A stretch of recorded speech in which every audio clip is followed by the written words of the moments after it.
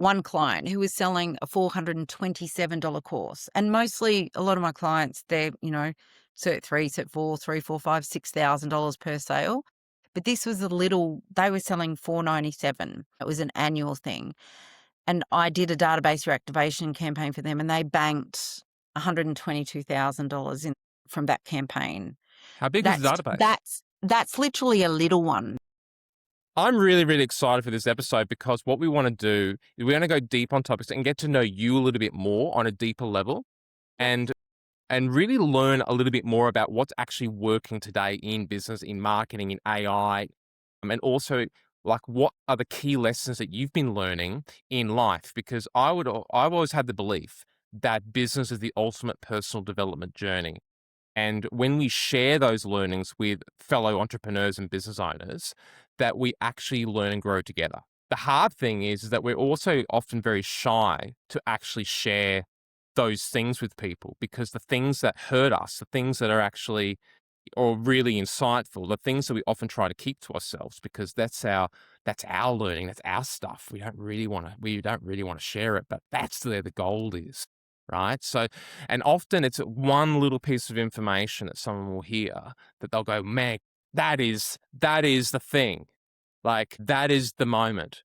So hopefully we can find a moment. That'd be cool. I'm sure we'll be able to find many moments. Oh, yeah. And look, I completely agree with you. I think that being in business has been my biggest teacher, 100%.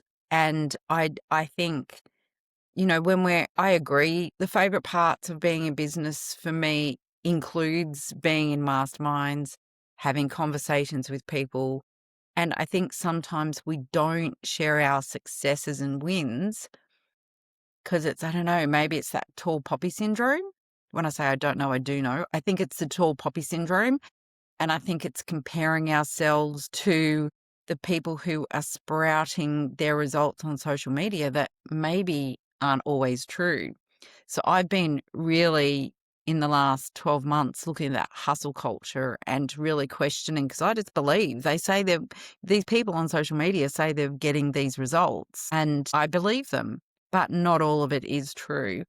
And I've produced some pretty phenomenal results for myself and my clients, but still felt it's not good enough. And then only to have bit by bit people that I've looked up to in business or mentors say things to me like, I've never achieved what you've achieved with a campaign like that. So, bit by bit, it builds your confidence. But I think the sharing on social media and the sharing out there and you're supposed to, as marketers, create case studies and stories. And I've not been very good at that, at marketing myself. I'm great at marketing other people. And I think a part of that is the whole hustle, the bullshit bro community stuff and the tall poppy syndrome that is rife, especially in Australia. Just to give people context in terms of, when you're looking at comparing your results to others and thinking about the campaigns that you run, maybe just share a little bit about like what you actually do or like what is your wizardry? What is your magic? What do you do for people? That's a hard thing to say because I've evolved and grown as a business owner and I'm more in the CEO type role. And I've just given myself a new role yesterday that I can share with you later on. But I am a direct response marketer. I honed my skills in copywriting. I honed my skills throughout the personal development work that I've done in understanding human psychology and why we do the things we do and looking at patterns of behavior. And the business that I currently have, so I've used it across about 4 different niches. And the niche that I'm in at the moment is the education sector. So I've taken all of those skills and I do lead generation. But on top of that, I've built a whole system of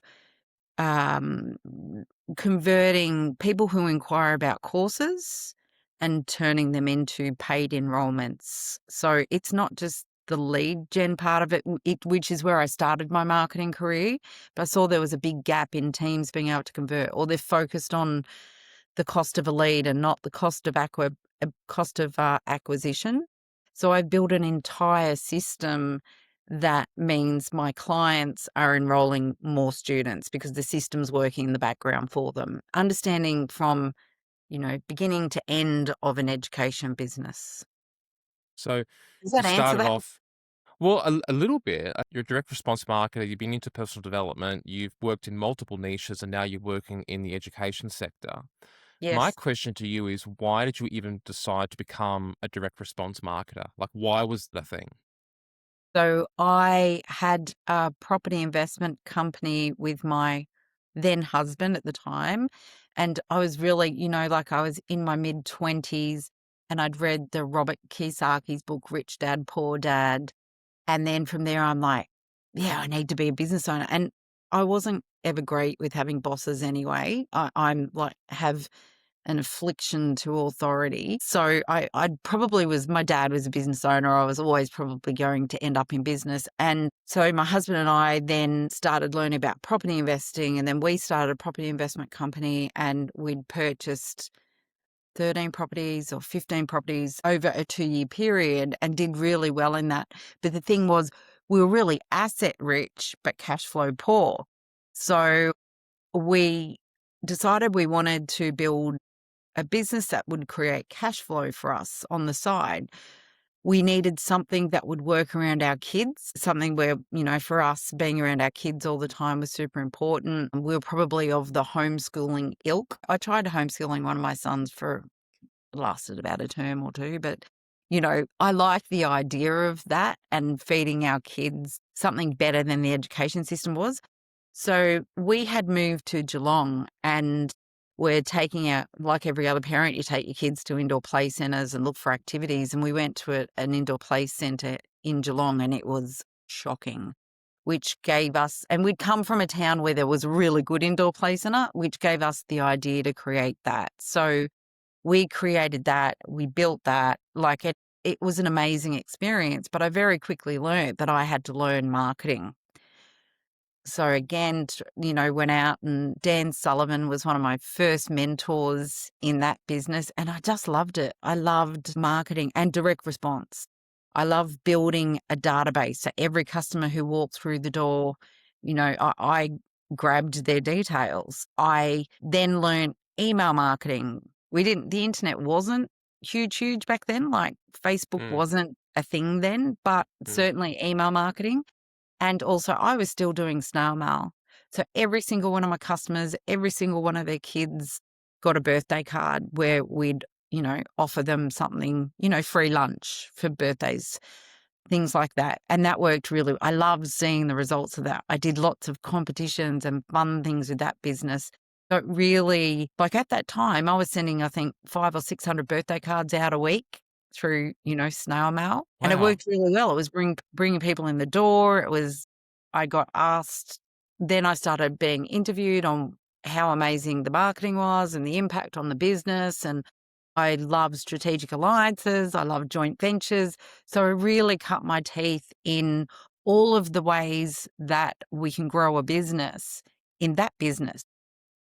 And then after that business, I was like, what am I going to do? Like with a million kids screaming every day and sleep deprived parents, I was pretty much like, oh, I need another business where I don't have customers. That makes total sense. I mean, who needs Yeah. customers to be in business anyway? I know, right? I know, right? And staff and all that because we had like between, you know, throughout that business 30 to 100 employees. So it was just crazy. That was a big learning curve. So I was like, I don't want customers and don't want staff, but I want a business. So I didn't know what I was going to do. And at the time, social media, like getting likes on a Facebook page and social media, and I just couldn't see the direct ROI on that. I did it for a little bit for one of my friends, and for me, it just didn't sit right. That I wanted to use my skills of writing a piece of content or copy that would make a customer come in the door. So from there, I actually saw it was Justin Brooks. I was following him, if anyone knows Justin Brooks, if you're in the marketing world. And he interviewed a guy called Ben Simkin. And I went, yeah, I want to learn how to generate leads and customers, not just this fluffy social media stuff that I can't show an ROI on. So I think I messaged Ben through Facebook or Twitter or something, and he was just starting his mastermind. And it was from there. Actually, I've skipped a bit. Taki Moore at the time. I found Taki Moore as well, joined his group, met a guy called Adam Soden. That was like 15, 16, 17 years ago. Him and I are still amazing friends now. Adam actually moved me away from coaching. Like Taki's stuff wasn't right for me because I didn't want to teach anyone anything. I couldn't think of anything worse. And it was my conversations with Adam that led me to Justin Brooks and then going, yeah, I can learn this lead gen thing.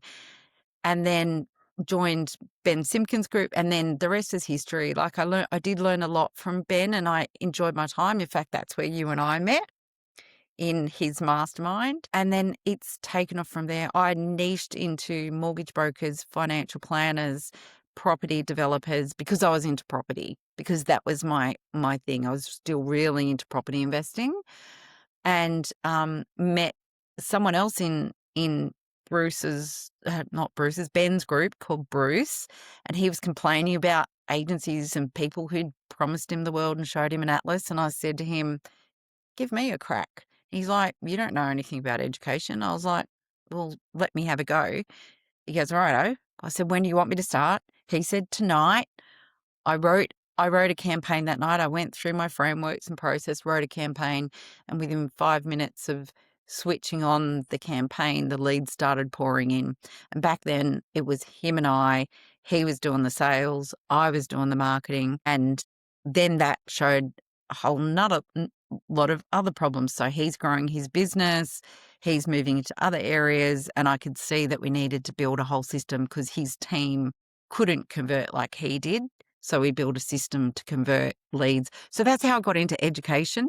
That was sort Wow. of a really quick evolution of my journey in business. So I've been doing that now since 2018, I've got so and many then questions. decided I Tracy, love what Tracy, education. you've just shared so much stuff. I've got so much stuff I want to ask you. Like, you're amazing. Like, just think about your journey and thinking about the ability for you to apply your skills in multiple different niches and achieve success in each one of those spaces says a lot about your talent, your skill, but also your focus. I mean, you've been investing in training, you've been doing masterminds, you've been doing courses, you've been mastering the craft, but also tapping into your passion for this marketing world, right? Like, because you love it. And then what was really interesting to me was that you're like, I don't want to teach anyone this stuff. I don't want to, like, I couldn't think of anything worse. And that really stood out to me because, like, do you believe that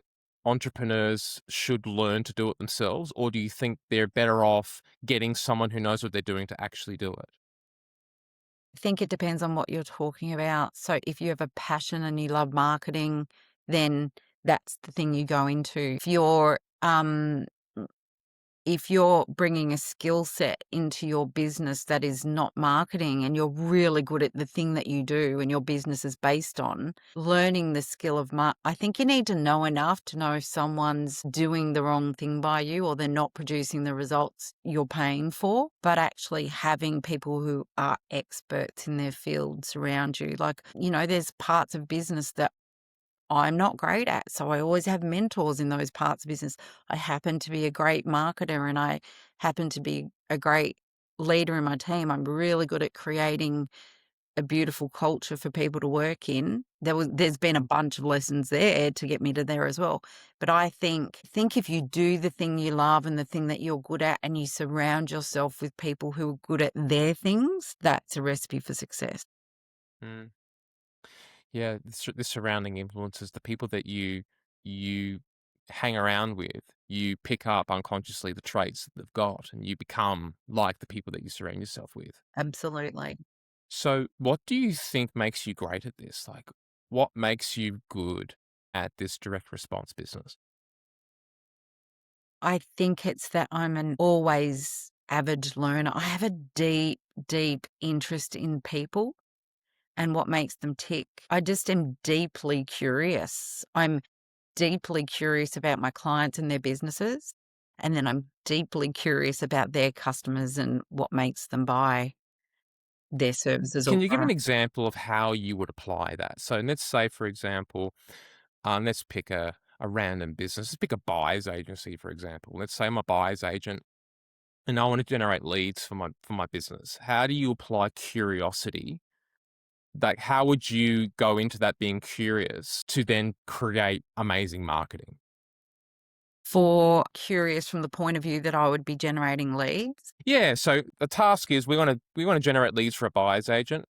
Yep. They're not generating the leads that they want, and we're all going to emulate Tracie Parisi in this moment. We want to be super curious, and we want to make great marketing to generate great leads. How do we be curious? How do we do that?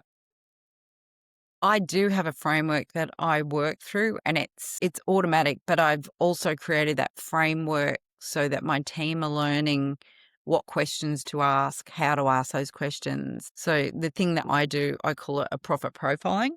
Hmm. And I first want to know about my client. I want to know what makes them tick. I want to know who they want to serve. I want to know who their favorite customers would be, because you could decide to focus on first home buyers or investors or people wanting to, downsize their life. So I would want to know who their favorite people to work with are, like who their favorite clients are. And I go really deep into why is that? Why is that the person that you want to focus on? And then from there, we go just as deep into what makes someone want to downsize or what makes someone want to buy their first home. And this is really simplified and it's unpacking the layers. So, why should people buy from you? Oh, because we're the best. Well, who says you're the best? Did your mum tell you that you're the best at it? Yes. How are you going to No, prove she did. you're? No, Tracy, she told me, and my mum wouldn't lie to me. Well, I wouldn't know because I've only met your dad. Remember? That's true. I have actually. Yeah. But it's just being so curious that the surface level answers are never enough. It's Mm. why and why and why and It's why. behind, Like, it's the layers beneath, and so and that's why I asked the questions, but, like, and this I guess what I really want this podcast to be about and to develop as we do more episodes is going beneath the surface, because that's where the gold is. And so, like, if you're doing marketing, the secret to the success is a deep understanding of your client or the person that you're marketing for and the customer that you're actually trying to market to and attract. Because if you get that wrong, you could basically be trying to polish something and make it look really great and it doesn't work. And you go, oh my God, I thought I was clever, but it just absolutely failed. And at the same time, if you think about personal development and you go, I'm dealing with these problems. Well, the problems aren't the problem. You say they're the problem, but the problem is deeper. And then when you start, if you talk to a psychologist, you talk to a coach, or you talk to someone, and all of a sudden they hit that mark, and then you start to cry. You're like, "Oh, you Mhm. found it, you bastard!" Like that is the real stuff. That and finding that realness, finding that gold is the skill, isn't it? Yeah. I agree. And, it is knowing your buyer better than they know themselves. Because if you can articulate the feelings or the thoughts or the goals and dreams or the nightmare story better than they can themselves, and you're answering the questions they don't even know they have for themselves, then you're positioned as you're the expert. You're the person they're going to want to come to for that advice. So, do you believe that this is why you've been so successful? I do. I deeply, genuinely care about human beings. I think that's what it is. But having said that, that can also be a challenge because because I've often, I can see the reason behind why people do the things they do, which has allowed me to make excuses for them as well. And then, that's a whole boundary conversation. I mean, it's amazing for marketing and creating copy that converts and creates customers. But a part of my success, I've always felt like I have to do more and do more and give more. Like I've had clients that I do 100 hours a month out of scope and lots of campaigns, and it was never enough. Wow. You know, Okay. so it's also, while that's created success, I've also had to recognize, the dichotomy of that as well, wearing myself so thin that I hit burnout. What do you believe is the purpose of you giving so much of yourself to your clients at your own detriment? I think to be at the end of deep, deep, you want to know deep, deep, I do. to be good enough, to be loved and accepted. You're going to make me cry. Um, because it's not just family, it's, I care what people think of me, and not randoms. It's not that. It's my clients I become very close to, or some of them I become very close to, and I love them, which is, I know, a bizarre thing to say in business, but I care about them. I care about their families. I care about their struggles, and I want to make a difference. But it's not up to me sometimes to, like, to empty myself in order to be, for someone to appreciate what I do for them is, not okay as well. So I've got to look at, well, who am I being? Why do I need that validation? Because I'm making Yeah. millions of dollars. What do you think the answer is to that? It's the childhood stuff. It's the, looking after mum and dad and being the person in the family that looked after my siblings. And my role in life is to look after people. And I'm 54 and just learning now that that doesn't have to be my role in life anymore, which is translated into business. It's amazing. It's not, I can't separate myself from business. I am who I am authentically in all areas of my life. What's really interesting about what we've talked about, like, I mean, we've gone from why why you've been successful in understanding your clients, and then at the same time, interwoven with that is this pain that you carry because you give so much of yourself, and as you said, wear yourself to the bone in some respect, make yourself vulnerable to people. I think that's so relatable in business because if you think, like, people try and save their clients. They try and save their business by over delivering to their clients to prove themselves that I'm worthy. I'm worthy of your business, or I'm worthy of what I'm charging you. Or I'm scared But of losing you, scared so of I've got to because do what would more and more and more. what would that mean if I lost a client? Yeah, what would it mean? That I haven't done a good enough job, that I'm not good enough?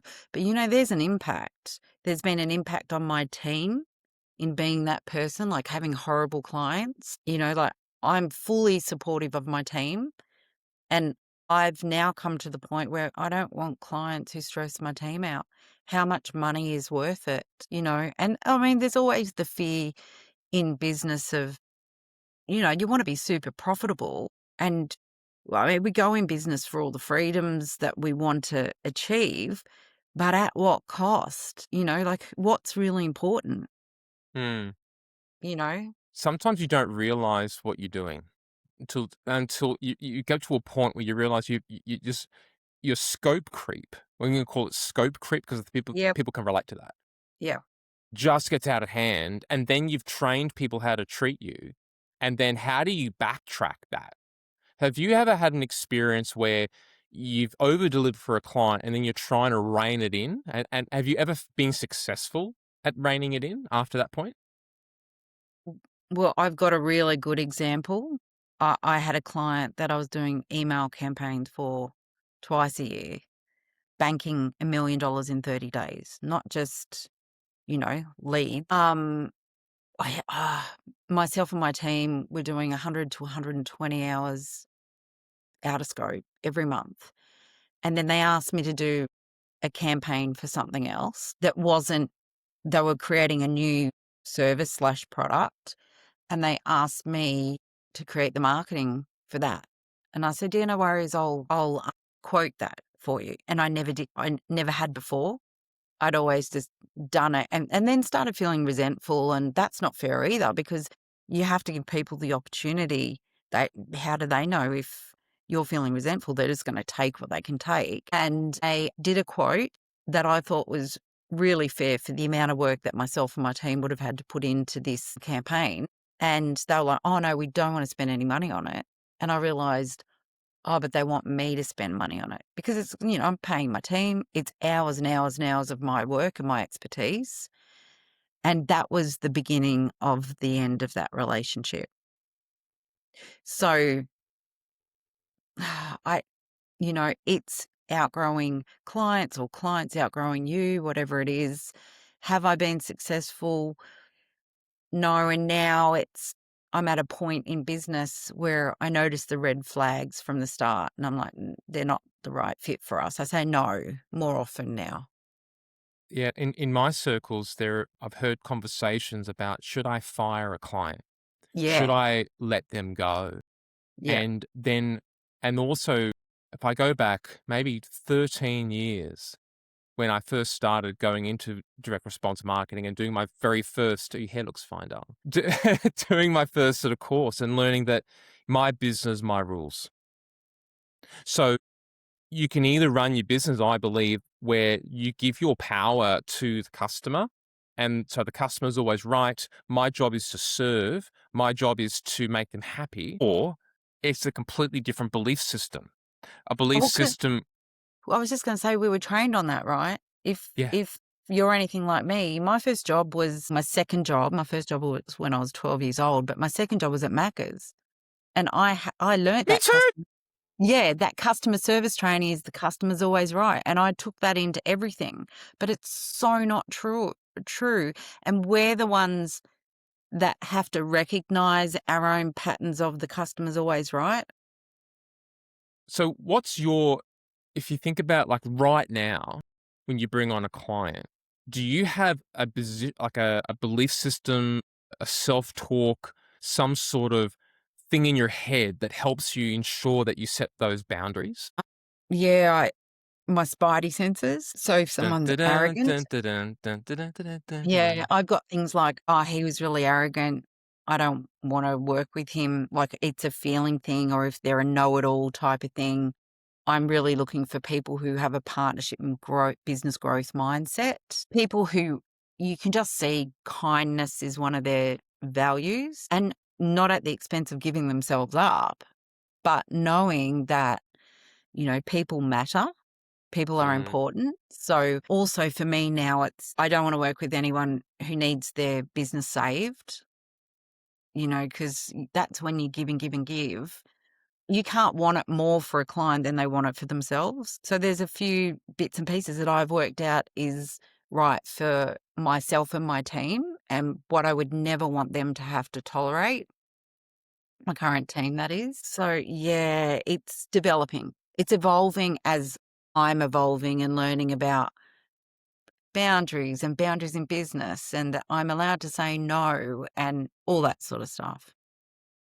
And I feel it's a constant development. And I think people who care, people who have heart and emotion, because not everybody is an emotional type. We're all different types of human beings with different personalities and different emotional states, different disc profiles, or different whatever Myers-Briggs model you want to bring out of the closet. Like we're all different types, and when we are emotional, because I'm an emotional person, I'm very empathic, so I pick up on stuff and I feel stuff. It's a strength because it enables me to really tap into, a bit like you, into feeling with people and understanding where they're coming from and going deep. Like when I do acting, I become a character and I have to emotionally connect with a backstory and relate, right? Not everyone can do that.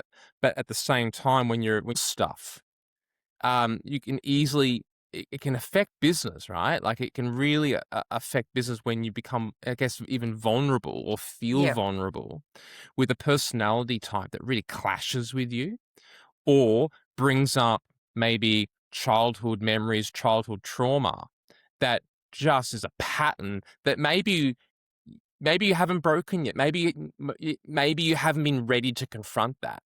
So when you find those people in business, whether they're narcissists or whether they're abusers, Selfish, yeah. selfish, whatever they are, it's almost like we attract them. We Hu find, or they 100%. find us because we're like magnets for them. Yeah. Like, it's, I think, becoming aware, like, as you evolve, you become more and more aware of those things. I mean, because 'cause you're an amazing, successful marketer as well. You produce amazing results for your clients, and I think because you are a feeling person, and I think it's like we evolve and learn and unpack and become more and more aware. And once you're aware of something, that's when you can make choices on how you want to handle that. Maybe you're okay with bullies in business, you know? My Maybe lesson that last year works. was that boundaries is love. For yourself, do you mean? Boundaries for Yeah. yourself? And for Yeah. them. And for them. Yeah. Because when you're clear, and also actually further to that, that boundaries is strength. Mm, So I used to look at people who had really strong energy and I'd be like, I want to be like them. Or mm, in corporate CEO level energy, they're like, don't fuck with me. That kind of person where you'd be, I don't want to make them upset, like not that they're scary, but like they've got that energy and they've got that presence, right? And I believe that when we communicate with people, the how we communicate with people determines how they treat us.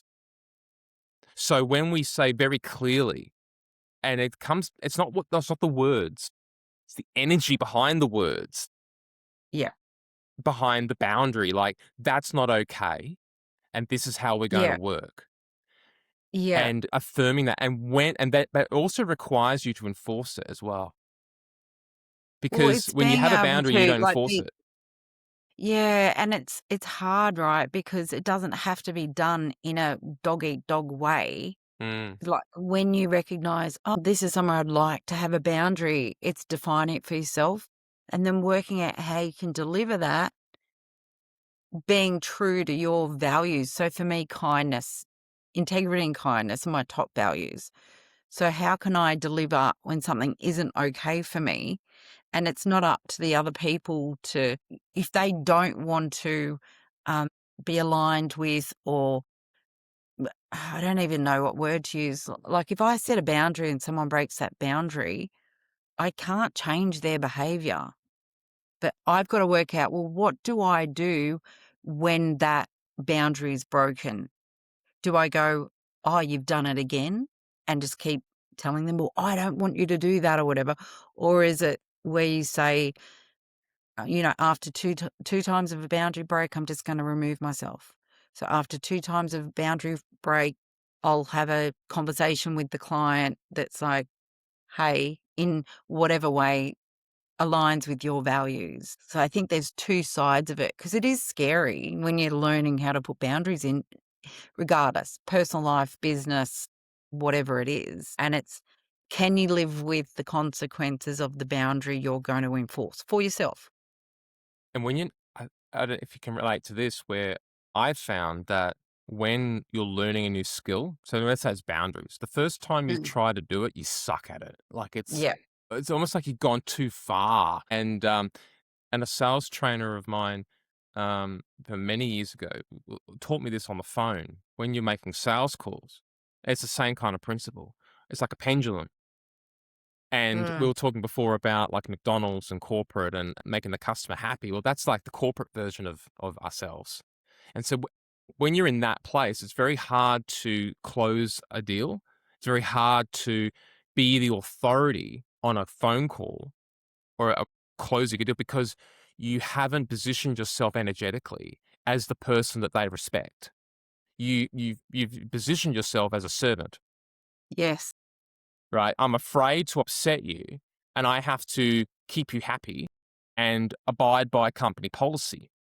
Whereas then, if I go the extreme other way, right, that is where I'm almost like a bully in a sense. Like, dude, this is how it's going to be. I'm going to slap you around a little bit maybe a lot, right? And Yeah. either you're going to buy it or you're not. Like, I'm going to go Yeah. real hardball on you, Yeah. right? And I remember when I first started to push that way, I swore at them. Did you? I did. I was like, oh, what did I do? I really offended them. Like, ah, like, because it was a coaching kind of call. Like, it was Yeah. like, I was trying to elevate myself, but I went too far the extreme. But Like elevate with force as yeah, opposed I was to like forcing myself to I get out of it. Like, stop being yeah. so nice. Right. Yeah. And it was really, I cried after that because I was like Yeah. completely Wow. like emotional. But what I learned was I had to do that. I had to do that because what the goal was is to be aligned in the center, to be, and the analogy is like a ninja, right? To be able to go with where they're going, in control of it, without Mm, being a reactive, right? And that applies, I think, to our clients. It applies to our life. It applies to ourselves. It applies to our relationships. It applies to all areas of our life. Where are we playing the game of business from which space? Because, when there's one area of business where we've got a problem, it's probably showing up in the other areas too. 100%. I So if think I'm it's struggling really here, I'm probably struggling there. well, I mean, that brings me to a thought, conversations I've had with my team, when you've got an upset client and the client's being unreasonable, that you can look at, okay, she's stressed. She didn't sleep last night. So she's not handling her emotions well. So we can be kind and understanding that this business owner is under a lot of stress, but we can also choose to maybe move that client on, or we can choose then to be in control. We can understand why a person's behaving the way they are. Do we want to have clients who aren't able to manage their emotions? Probably not.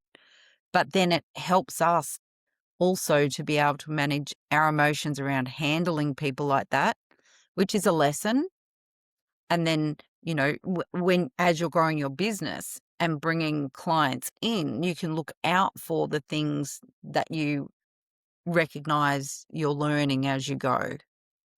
So, Would you I think agree that the people that we attract into our business, whether it's our clients through our marketing or our employees through our marketing, like everything's marketing, we're all yeah, attracting those people. yeah, They're just because of what we're putting out there. So, a like, reflection. this is reflections of us. So, in order to change them, to change our clients or get better clients or to get better staff, do you think potentially the secret there is ourselves? 100%. And I think that's a skill as well. It's learning the skill of identifying growth areas for ourselves.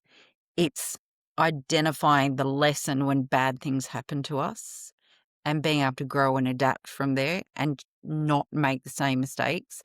I like to try and live in radical responsibility. So I've had some horrible things happen. And it's like, well, how was I responsible for that? And then I go, why does it always have to be my fault? Like I swing between but I really do like the idea of like, well, who am I being? Who am I being to attract someone like that into my business or my life?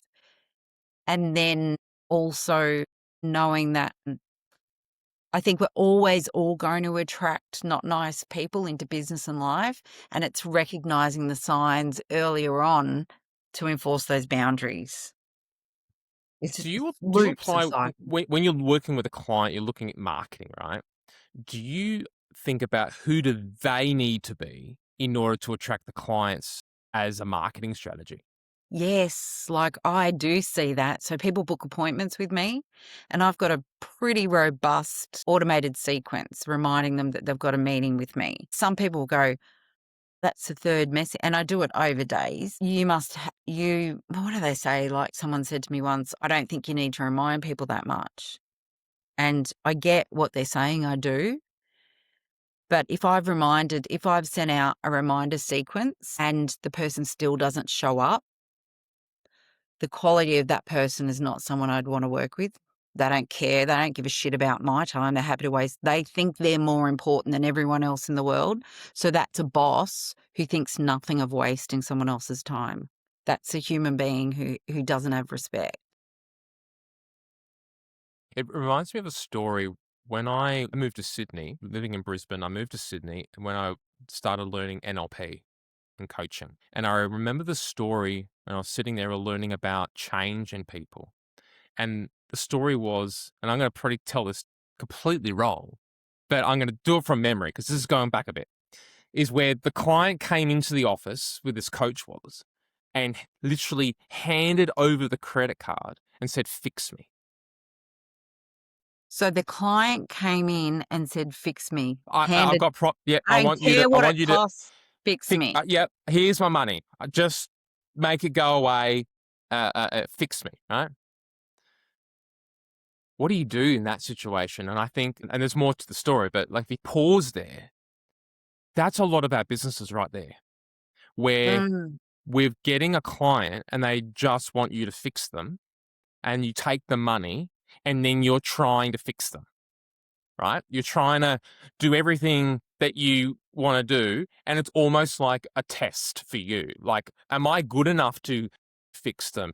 Do I have the skills? And if I can't fix them, maybe I'm not good enough. Or do I have to refund their money? Right? The problem with that situation is who's responsible for the outcome. I mean, Because look, I agree with you. However, when you've got financial resources, you can fix problems. So for me, I'm able to refer clients to other specialists in other areas that I'm not a specialist in. So I'm amazing at the parts that I do. But then there's other areas of business, like their culture might need work. They might need sales training. They might need better accounting systems because they're not good at managing money. They're not good at forecasting. So I think um, if you've got someone who's prepared and has the resources and you're really good at identifying other areas of business, then I think money can fix so long as they want to fix it as much as you do. So I think if someone's throwing you a credit card with an unlimited amount of money and you're spending the money appropriately, of course, then yeah, I think financial resources can help a lot. But underneath all of that, the client's got to want to do the work. it's the energy. Like who? Like, are they going to blame you? Like, I know people that have done lead generation for clients, and they do their best, and they know it's a process. But then what do they get? The leads aren't good enough. Oh, we're not getting, and so that's your fault, right? Every marketer's had that though, haven't they? Every marketer. It's why I built the system I built, because I knew I was good at my bit. I knew they weren't good at picking up the phone. I knew they weren't good at the outreach. I knew that they're not trying to call their lead within a couple of minutes of the person opting into their offer. So I built the system that does all of that because I was frustrated with people blaming my leads. How do you build a system like that? Like, what's that about? Like, are we talking about like a document where you are teaching them how to handle leads? Like, what does the system mean? I literally built the automations and the tech that does all of the grunt work and the heavy lifting for them. So a lead comes in, we send out an email. Everyone does that. We do a voicemail drop within a couple of minutes. We send a text message. So the person, because we know 90% of people don't answer the phone to unknown callers anymore. So I build a system of building a relationship with the lead so that when you do call them, they will pick up the phone. They know who's calling. So it's making sure that you're pushing away the wrong leads and attracting better quality leads, which can be difficult. But then it's the whole automated system of human to human communication, though, that sends the text messages. It'll send a text message in, 2 minutes after. Is today good for you or tomorrow? And if they don't respond to that, 5 hours later, it's like, hey, just checking in. I tried reaching out to you this morning. I'm still conversational in the messaging, and it's weeks of follow-up. And a lot of companies are scared of that. So teams are scared of it because they think they're going to lose their job rather than seeing it as support. And then a lot of companies are scared of that process because they feel like it's too much messaging. But what we find for our clients is people, every now and then you get rude people go, "Fuck off, if I wanted to talk to you, I would have answered you." Like, great, now you've answered me, the automations are off. But it's, a lot of people will say, "Thanks so much for following me up. That, my kid spilt green cordial all over the kitchen floor and it's taken me 6 weeks to clean it up." So it's like just that very soft outreach, continuing the conversation. So I've automated all of that. I've automated parts of the business where you send out an enrollment form, for instance, in the niche I'm in, and if the person doesn't return the enrollment form within a couple of days, we've got automations in place that will then send out a text message or a voicemail drop. "Hey, I sent you that enrollment form a couple of days ago. I haven't received it back. I just wanted to check in with you. Do you need a hand with it? Are you stuck with anything?"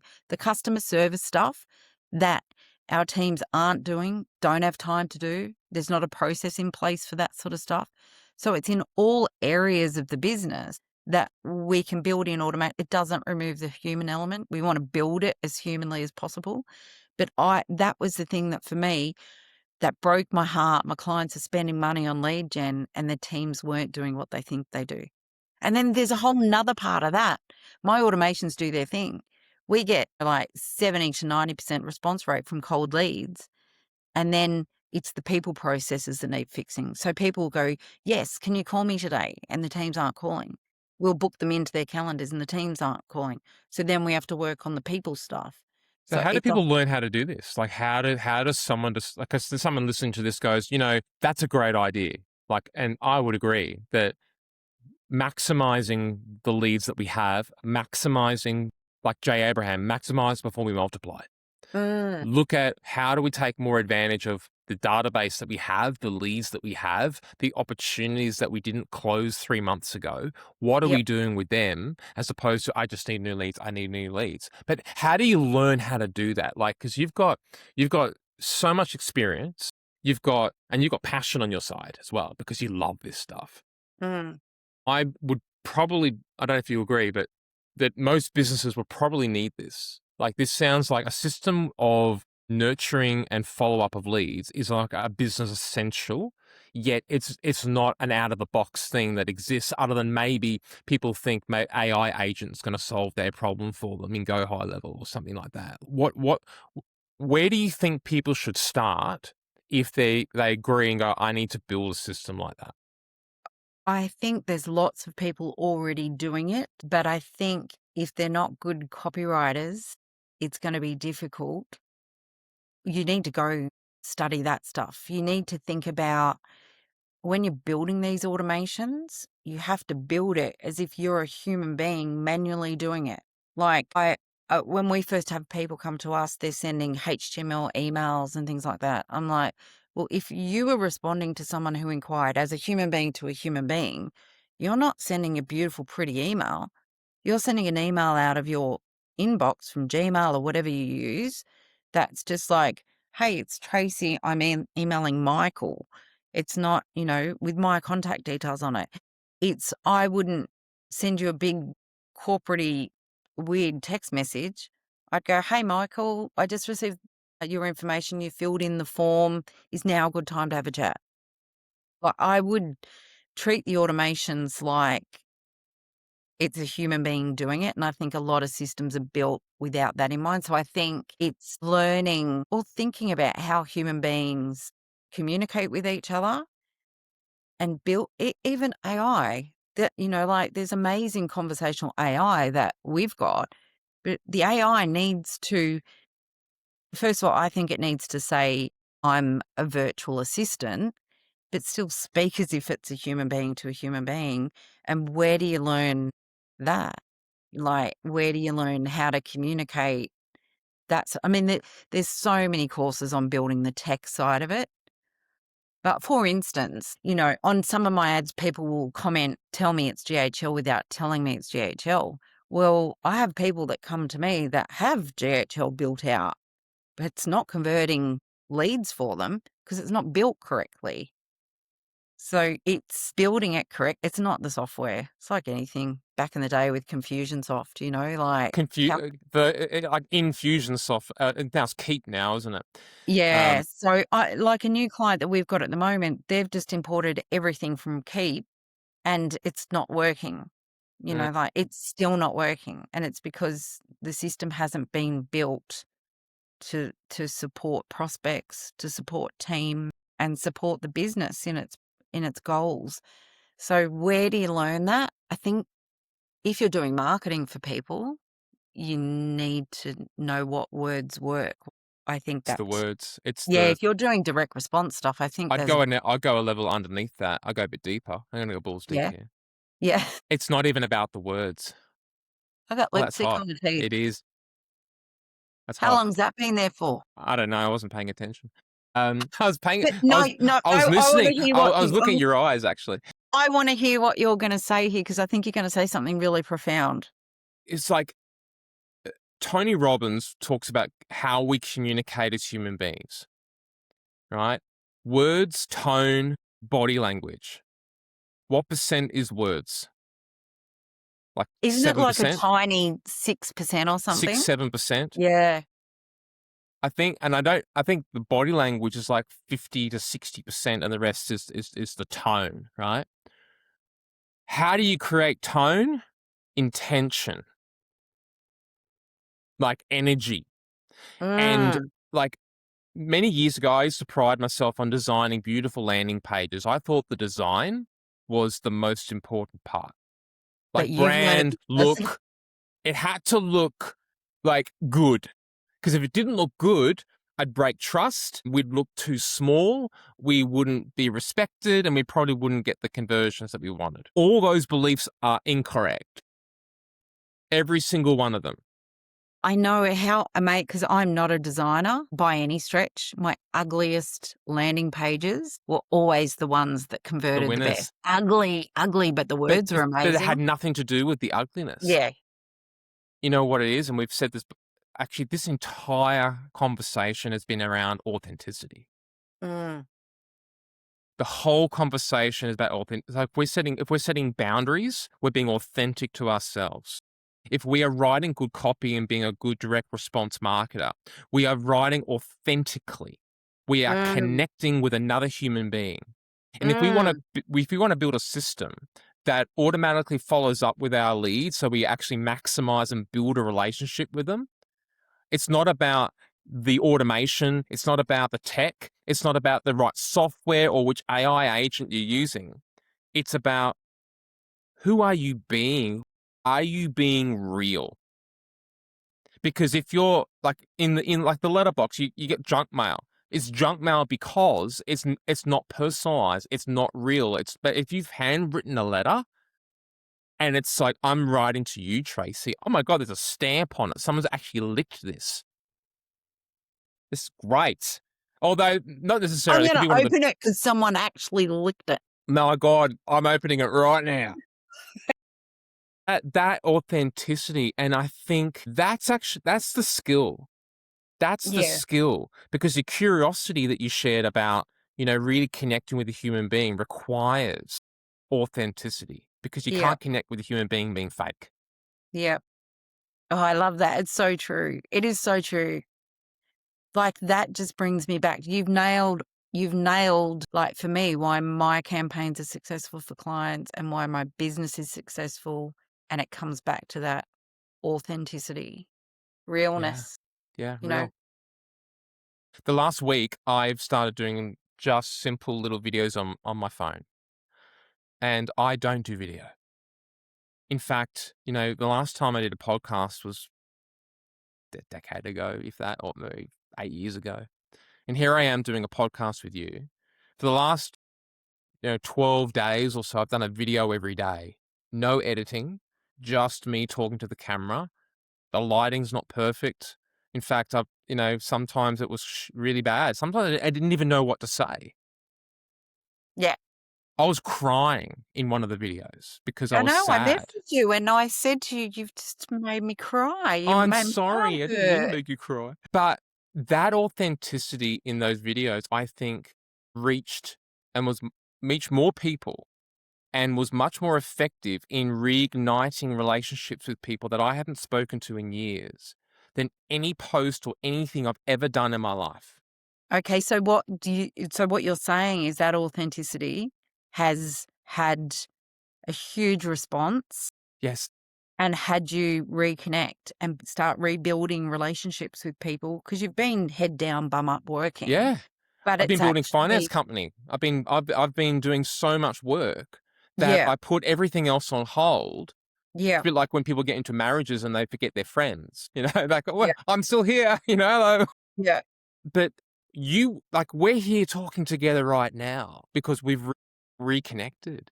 yeah. And I think, that's and it might have been because, I mean, I had tried reconnecting with you for a little while and you just fresh aired me, don't but tell them that. I don't mean to fresh air I you. mean, look, you responded, but I think it was because you were putting the content out there and I noticed straight away. And that's when I messaged you, I could feel the pain from you and I could see that you're in the middle of a metamorphosis of, some new stuff and life. And that's when I reached out to you and I said, "Oh, you've just made me cry." And that authenticity and emotion was what recreated the connection for both of us. It was like me sharing what your video made me feel. Yeah. So, So and you do that in your emails, in your ads for clients, in the videos that you create, the stories you write, and that connection, that is what we want as human beings, isn't it? and being understood. I remember one of my ads for a mortgage company, and I was doing it. I went balls deep into the research Woo! of what I do. And it just came to me like it drives people nuts living with their parents. And so many people had to move back in with parents to save a bit more to apply for their loan. So the first line in my ad was, "Living with my parents is driving me nuts." Like that was a top performing ad. That was for first home buyers. That was. So it's like literally writing the things that people feel, but you only understand what people feel when you go deep into try and understand those feelings. And that comes from that authenticity, being able to have empathy and relating to what people are going through. I did a presentation at the mastermind, Ben Simpkins mastermind recently, and I was talking about a line of questions you can ask, even for yourself as a coaching methodology that helps you go deeper than what you think. And it's called the outcome frame, and it's really, really powerful. Have you heard of that before? The outcome I have frame? not. All right. So Share it with me. we're going to go through the outcome frame, Are you and going to do it with me? we're going to do it right now. Yeah, we're going to do the outcome frame Hold on. because Let me get myself, you never know what it is. How do you know you need to get ready? because I've got to look, because I'm thinking you're going to go deep and Ah, I need to look pretty while I'm crying. okay, beautiful. Who says you're going to cry? It's not going to be painful. It's going to be Okay. fantastic. All All right. right. So the first question is, what would you like?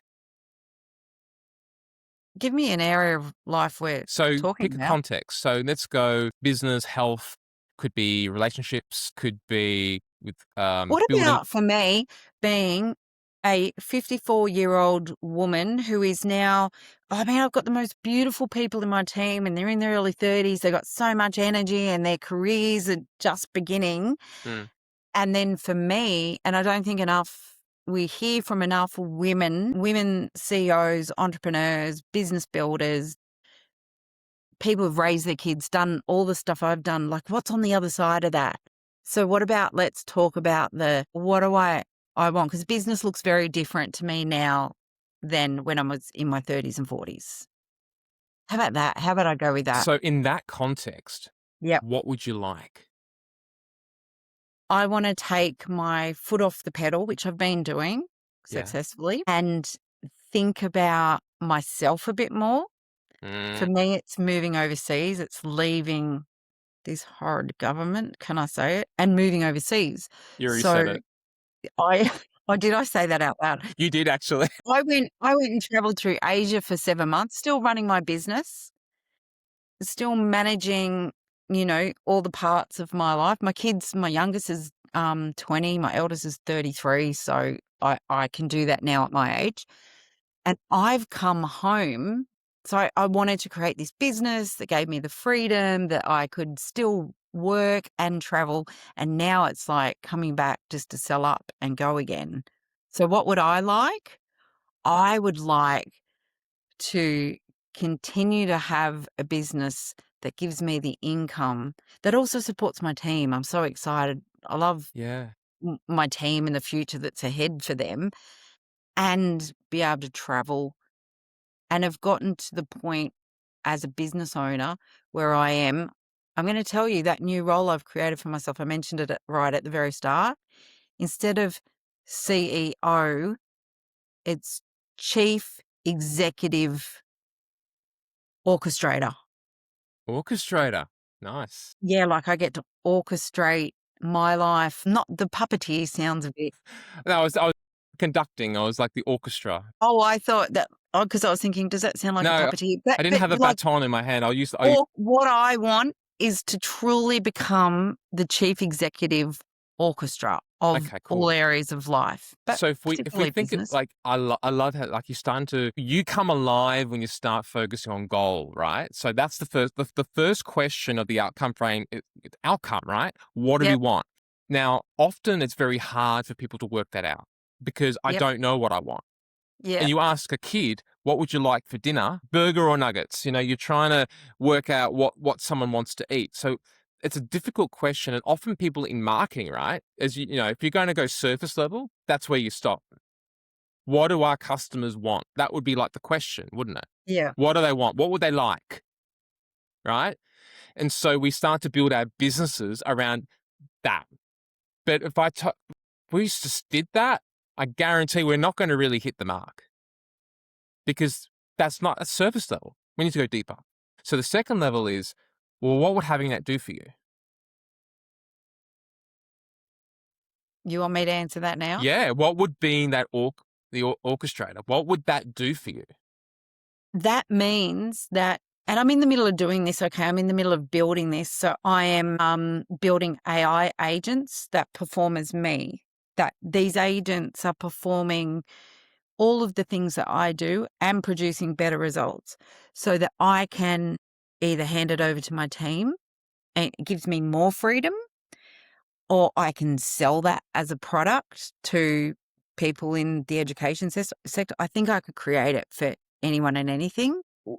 Like, ask me the question again. I just got sidetracked, I think. Like, What would it yeah, allow what me would to it do do? for you? What would it do for you? Well, you know what that would allow me to do is to be able to hand over all the stuff that's in my brain and know that it's going to have a really positive impact for other people. It's almost like a legacy that I can trip off into the sunset, sit on a beach with a cocktail and do nothing and still be supporting people.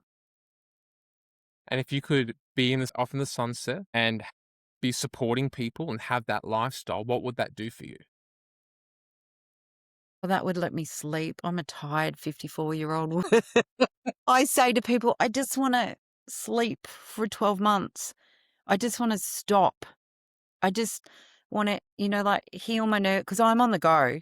I am like, I've always got stuff on the go. Yeah. And people say to me, stop and be bored in 2 days. But I'd actually like the opportunity to see what it's like to get to boredom. I think it would just like allow me to start slowing down a bit and relaxing and then passing on a skill set to a whole generation of people, businesses or whatever.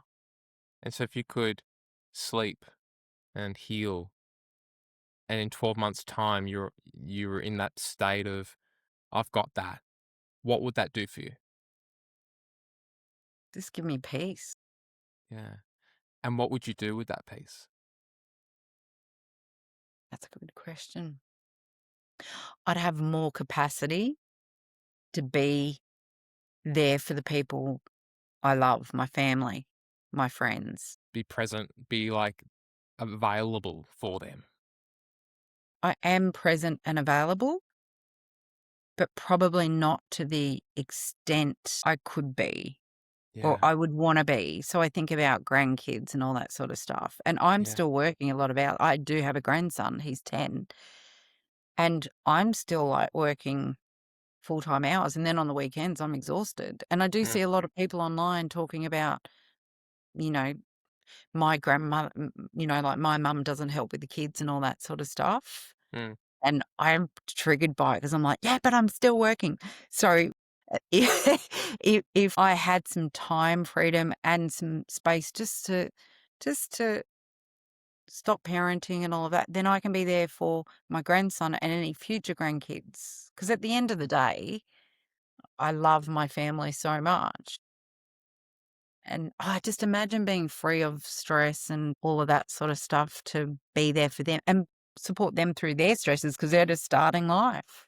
So the second question of what would having that do for you is something that you can repeat multiple times. And the reason that you want to repeat it is that it helps you get more clarity as to what do I actually want? Because the first question of what I would like, the way you answered that is actually quite different to what you just discovered here after repeating those questions a few times. Did you Mm. notice, like, what did you see the difference? I just wonder if I lied a bit in that as well, because it's not just about being there for my family, I'm really enjoying traveling. I wanna Mhm. go explore the world. So I think it's being able to do that without guilt, but like being able to do that. I've done my time, like So doing let's that guilt-free. let's travel, right? Because travel is or adventure, exploration, freedom, right? Mm, Is different to family, sleep, recovery, right? They're yes. two very different things. So Yep. you can want both. That's okay. But my question now, I need to go through this: is what would travel do for you if you could travel without the worry and the stress, the overwhelm, and all those things holding you back? What Mm. would that do for you? What would it do for I just love it so much. Like, I just spent 7 months overseas, and it wasn't enough. I wasn't ready to come home. What I've do you only love come about it? home. Like, what is it? What is it about that? The uncertainty of every day, the people that I meet. The people that I meet, I'm a brand new person to them, and I'm not talking about work and stuff. Like, sometimes I am, but it's the freedom. I keep coming back to that word. The uncertainty of the adventure. I love seeing new places, meeting new people, eating way too much food, drinking way too much alcohol, coming back with an extra 7 kilos that I'm now trying to lose. You it's yeah, maybe it's adventure and it's a release of responsibility. There it is. Yeah. There it So, is. so is it because what if I put my coach hat on in that? What is it about responsibility that holds you back? That my whole life, in order to be loved and accepted, it's what I can do for it's just not being loved because 'cause I'm Tracy. Yeah. So It's what it's I can do for yeah. others, like, all my clients as well, like, I'm sure they like me, but it's like, I feel like I'm only good enough or accepted or loved or whatever because of how much I can do for someone else. Yeah. 'Cause I've had Yeah. Yeah. experiences of when I stop doing, I'm not, like, where do I how am I valued in that person's life? And I'm not. It's interesting because being valued in their life wasn't any of the things that you said that you wanted. Stop it. Mm, shut up, McNish. So what Is do you that what I act? want? Is that what Is I that what want? you want? I mean, that runs in the background, Is it possible definitely. that what you think you want is an avoidance of what you actually want? What do you mean by that? Well, to travel is to escape. Is it? Is it? You tell me. No. Or is Yeah, it no, it's not an or escape, it's or is it power? adventure. Is it represent power and the ability to choose? No, it's not power either. No? What is Just something about adventure, like, adventure? I'm so I'm back comes back to that deep curiosity that I have in people. I have deep curiosity for other parts of the world, and so Yeah. I yeah, maybe it's like I wanna live my life with new experiences because I have a deep curiosity. I don't know. It's cool. But it's that self-discovery, right? And just like, And that's the 2 questions, right? There's 5 questions. That's just 2, right? And Yeah, so right. the third question is, well, how will you know you have it? I think I'll feel peace and happiness. So you'll only know when you feel it? Oh, I know when I'm doing it. Are we talking about the doing thing? Like, Well, okay, so you said what well, you so let's be clear, like, what would you like? mm, We'll go for the top again. What would you like? what did I say I'd like? I'm You so far I know, down the you're you, right? And, you know, do you want me to tell you what you like? I can't remember what I said now because I'm so far down. So My go brain's back, go into your heart and go, okay, what would I like? What do I want? peace I and want freedom peace. and happiness Peace, freedom. How will I know I have peace and freedom and happiness? because I'll feel it. You feel it. And what will you be doing? Yeah, either adventuring the world or being with my family and friends. So it could be a moment. Is it a moment that you realize that you've got it? Or is it a specific like, do you have to tick something off a list to know that you've got it? No, it's in the moments. Like I do, like last Friday night, the kids came around, we had a barbecue. My grandson had my camera. I've got to go watch the videos, but he had my phone. It was jumping up on walls and it was in that when I sit and watch, I've got 4 kids and 1 grandson and a daughter-in-law, and it's in those moments where I just sit back, I watch them all because my kids are all super close with each other as well, and I watch them all interacting that, gosh, my heart is full. It's in those moments where I'm like, "Oh, this is it. This is what it's about." But I would suggest that, you know, when we say we set a goal for, say, happiness, right? And we set a goal, but it's impossible to be permanently happy, right? Because that's not our natural state. Mm, It's a bit like the pendulum that we talked about before, where like we can be really high and really low, and we could be aggressive, we could be passive, we can be corporate, we can be rock and roll, you know? mm. So, you know, one thing that I've found in my life is that sometimes I'll set a goal or something that I want to do, but it's so unachievable that it's almost setting myself up to never experience that goal Why do you do that? Like, because I why? haven't defined what the goal is. Right, okay. So, for example, like what does not good enough mean? So, how do you define good enough? So, in order to be not good enough, you've got to know what good enough is, right?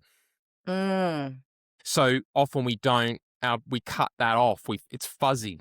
So a counselor said to me once, you know, let's say looking at an area of your life, and let's say relationships. Well, what does a 10 out of 10 look like? What does that look like? mm. Because, and I struggled to answer it because I'd never even contemplated, like, is that a 10? Like, is that the best? Like, what does that even mean? So sometimes I think we set these unrealistic, they're so fuzzy, but we believe them to be true of what we think success is. Mm. And like you set a goal, and sometimes you achieve the goal, right? You go, oh my God, like when I was 16, I wanted to do marketing for McDonald's. That was my goal. I did it at 22 and I was there and I hated it. I thought this is crap. Yeah. And I thought that was my goal. That was what I wanted.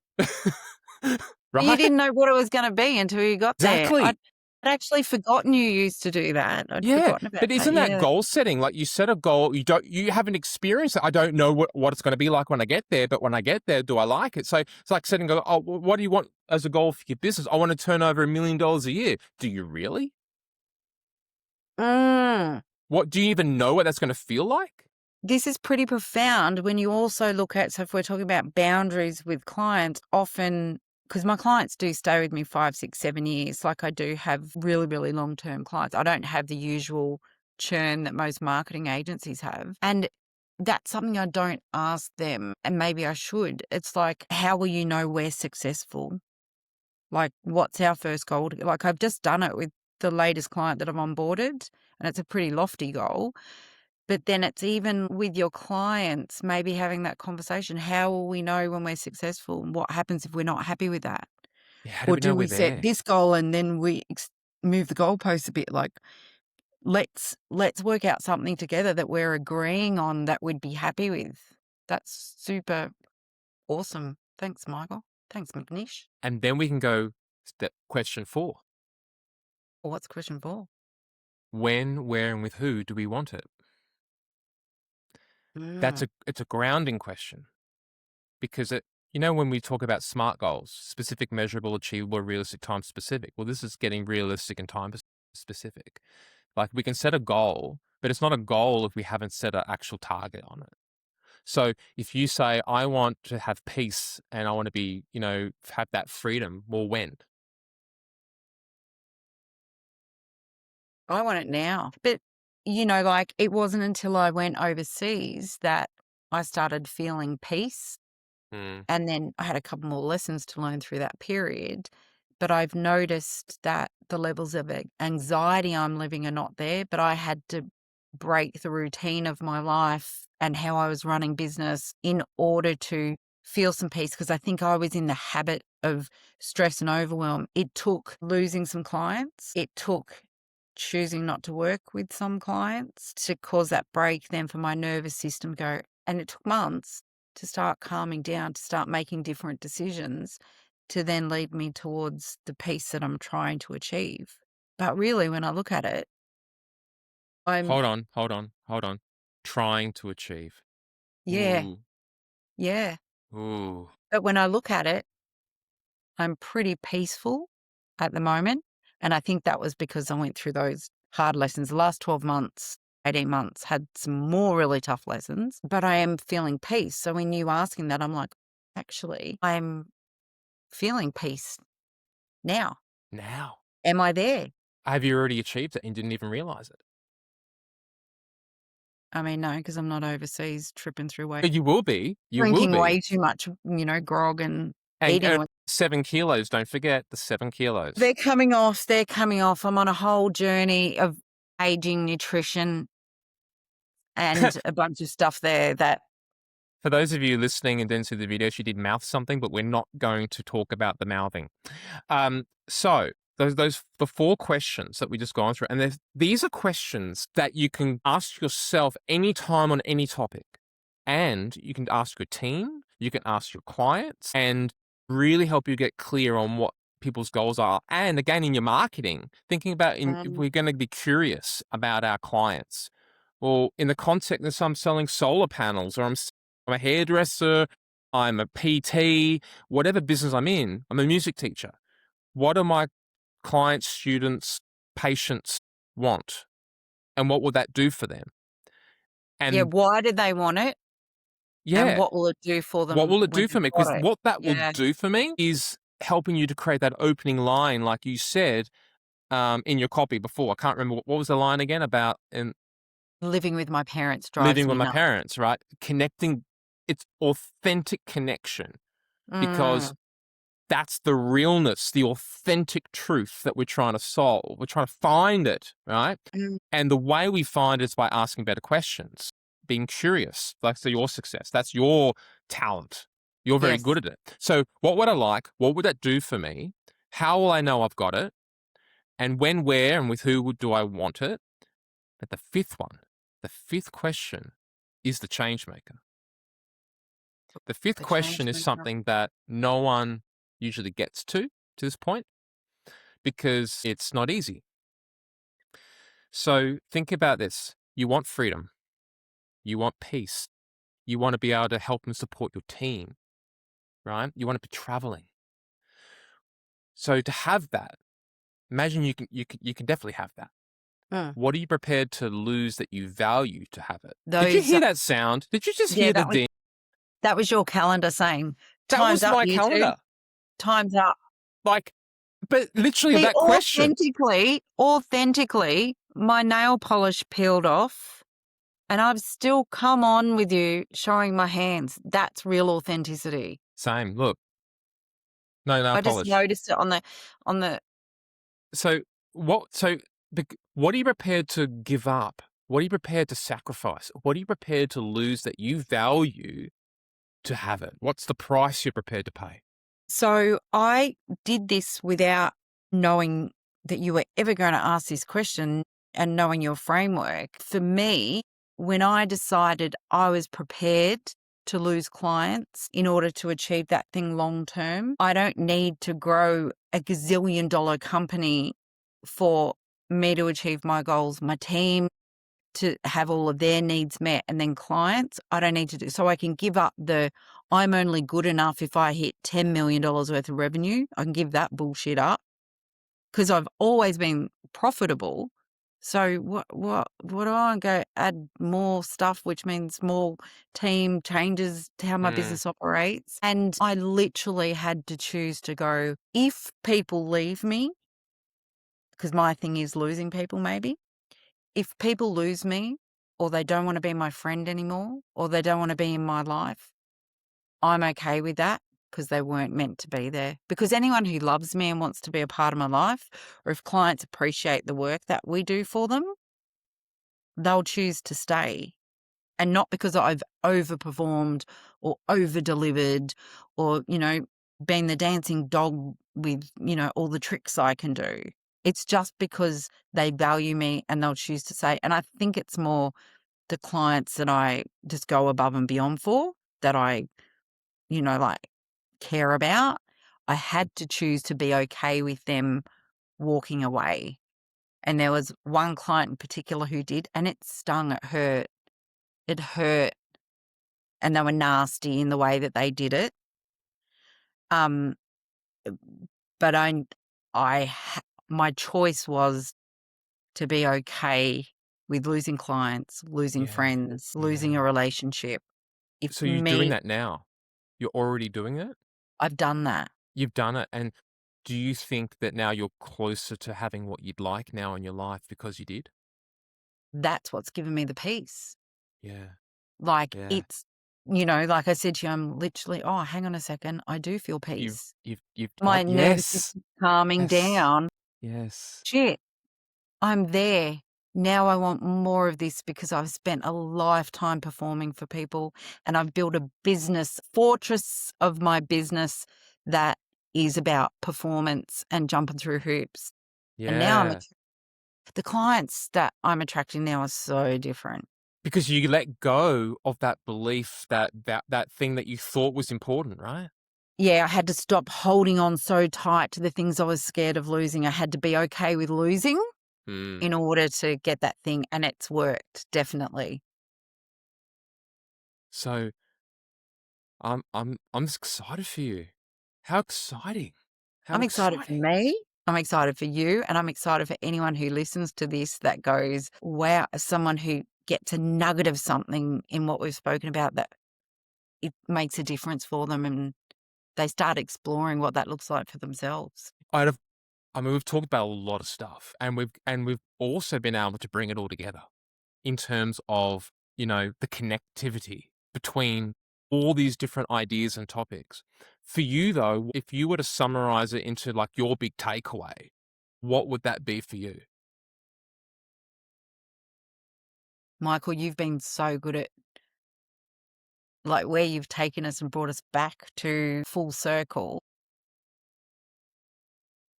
Yeah, what you've brought it back to for me, the big takeaway for me is just coming back to the authenticity of being yourself, not at the expense of yourself. And that when you're in business, there's nothing like it in terms of the lessons that you learn, and that it will all be okay. There's going to be ups and downs. There's going to be times where you feel like your whole world is falling apart, but it's all going to be okay. And in order to achieve something over there, you might need to lose what you're holding on to really tightly there.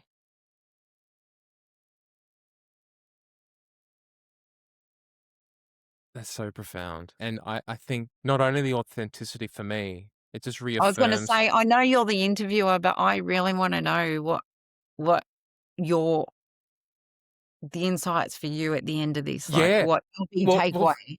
well, for me, it's that real validation of just being myself, being okay to be me, rather than pretending to be someone I'm not in order to build a business that I think other people want me to build, and letting go of.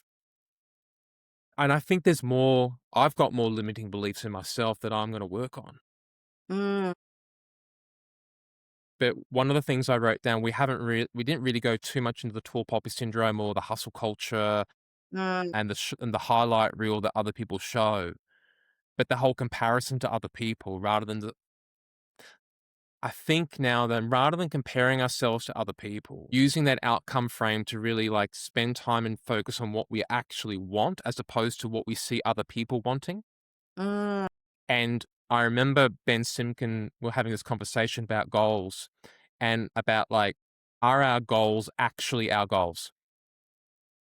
Is it your parents' goal? Was it your mentor's goal? Was it the book's goal? The person you saw on YouTube? Do you want to drive the Lamborghini because you saw some business person with their Rolex and their Lamborghini on an Instagram ad, and you're And like, it's my gonna God, mean what to you? I'm not good enough because they're obviously better than me, and they've got 5 properties and 'Cause they got a you know, car and a watch, they're better than me. they're instantly better. Yeah. And then you Yeah. don't realize that they Yeah. rented the car and they're in debt for the watch, and you don't know the story behind the person. I used to believe all that bullshit. I honestly used to believe, because I would never lie and make that shit up. So for me, it wasn't even a thought that someone would lie about that stuff. Like, even now, when I had a conversation with someone the other day, actually, about I never share my achievements or anything, and I want to start practicing that. All right, that's what we're going to end the show with. I want you right now, Yeah. just for fun, to Yeah. finish the show. I want Yeah. you to be so proud of your achievements. I just want you to tell us what they are. I want you to gloat. I want you, no holds barred, Tracie Parisi. I want to know how fucking amazing you are, and I want you to tell me what good stuff you've done. Okay. This is something pretty amazing. So obviously, when I work with clients, I have a setup fee and I work on a monthly retainer. I don't charge any more as their business grows or any of that.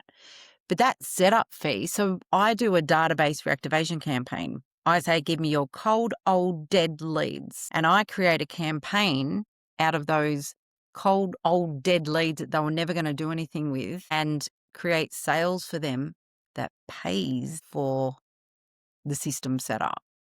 It pays. So I do the marketing that then pays for what they're spending to get my system and my services. And if I don't, I refund them the difference between, like, within 90 days. So that's got to mean, for me to hand on heart be able to offer that, hey, come and work with me and I'll pay for my own self for you to work with me, means I've got to be able to back myself on these database reactivation campaigns. So I'm really good at that stuff. Like, like my copywriting's really good at that. So, for example, one client who was selling a $427 course, and mostly a lot of my clients, they're, Cert 3, Cert 4, 3, 4, 5, $6,000 per sale. But this was they were selling $497. It was an annual thing. And I did a database reactivation campaign for them, and they banked $122,000 from that campaign. How big was the That's database? that's literally a little one. How big's the database for that? Uh, oh God, that's a good question. It might have been 20,000 or something like that. So it was a So if really someone old. is listening to this and they've got a database and Mhm. they want to activate that database, they need to work with you. Yeah, if they're selling courses. Yeah. But I mean, maybe you and I could do something together to help people out with working out. You know, we could run a workshop helping people work out what they're going to say to their database to reactivate them. We'll come up with a good offer. Like, maybe there could be that thing. But I work with educators, and I work with generally businesses that are already doing over $1 million a year. They've got to have the money. Like, it's too hard generating leads, and they're converting 10 leads a week and going, well, I'm not converting because you're not generating enough leads. Like, there's not enough data there for us to do anything. So I generally work with businesses who are already spending money on marketing and are already, I mean, I've had clients who've spent $100,000 on a setup with HubSpot and they're like, "Oh, we've already sunk all this money in," but it's not working for them. And my setup fees are a tenth of that. Like, I'm nowhere near, plus I pay If they're for gonna it. make the return that making, that's nothing. It's absolutely Yeah, nothing. so, like, as How does much as someone I work would with you? love to help everyone, I How d can't. how do they get in touch with you? Like, how does someone, if they're listening and they've got a course, and they've got a database, and they wanna reactivate it, and they're like, "I need Tracie in my life." How do they connect with you? They could look for me on LinkedIn under my name, TracieParisi, or that, my business is called Student Convert, so it's studentconvert.com.au. I don't get on Facebook much anymore. I think the key is, let's have it, like, if you're interested, have an authentic, real conversation with Tracie. None of this, fake stuff. What I do now so that we can make sure we're right for each other is, first of all, I audit what people are doing. So we do a paid audit is the first step. And then from there, if you want to work with me, the paid audit fee comes off the build fee. If you don't, you'll be able to take the information out of that audit. And there's like 3 top things you can do immediately that will make a difference in your business. But that's a paid audit. So I've transformed how I work with people as well. So the paid audit means it's a little bit of a kiss money up front. Yeah. And then if you like me, if you trust me, if you like the information that comes out of the audit and you want to work with us, so that way, because it's a big jump, right? For people. I mean, I've got all the results, I've got all the testimonials, but it's a big jump for a new person just to find out about me today and come and work with me. Tracie, I want to thank you for today. I want to thank you for being yourself, being your true self, being vulnerable, and sharing some of your genius. And I really want to thank you, and I look forward to coming on the show again soon. Thank you, Michael. I've really enjoyed it, and I have learnt some really cool stuff with you today. I appreciate you. Appreciate you too.